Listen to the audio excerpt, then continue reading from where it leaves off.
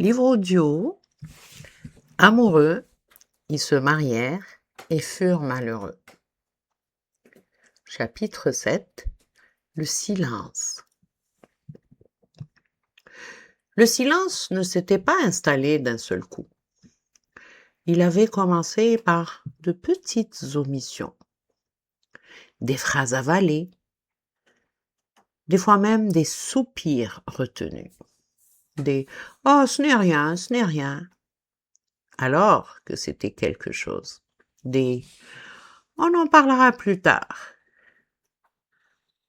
alors qu'on n'en reparlerait jamais. Il continuait à parler. Bien sûr qu'il parlait. Du lait qu'il fallait acheter, des rendez-vous à ne pas oublier, des impôts, des enfants, du père d'elle, de la voiture qui faisait un drôle de bruit. En fait, ils échangeaient des informations, mais ils ne se confiaient plus.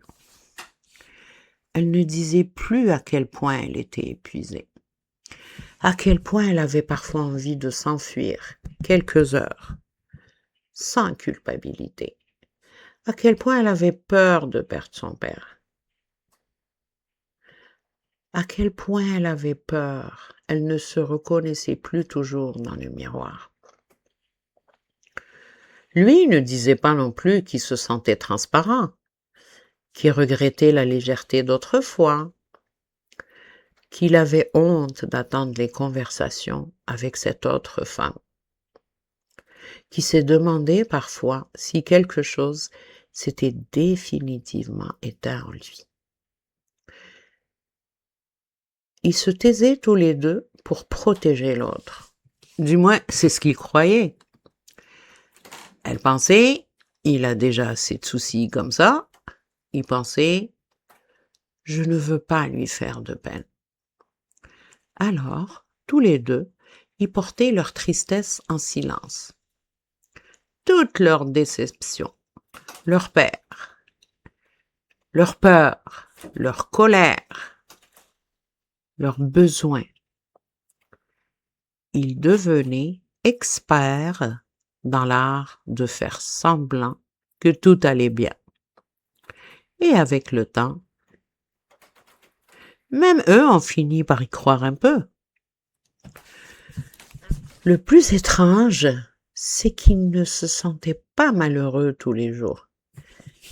Il y avait encore des repas agréables, des anniversaires réussis, des moments de tendresse, même des souvenirs qu'on évoquait avec le sourire. Et puis, il y avait ce silence. Celui qui s'asseyait entre eux sur le canapé. Celui qui se glissait même dans leur lit. Celui qui transformait les questions importantes en banalités sans conséquence.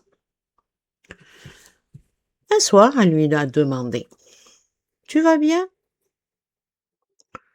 Puis il répond « Oui, pourquoi ?»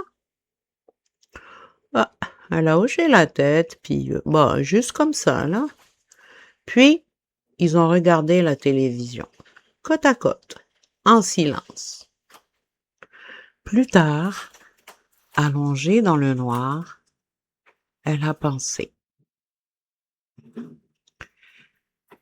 Si je lui disais tout ce que je ressens, m'entendrait-il encore?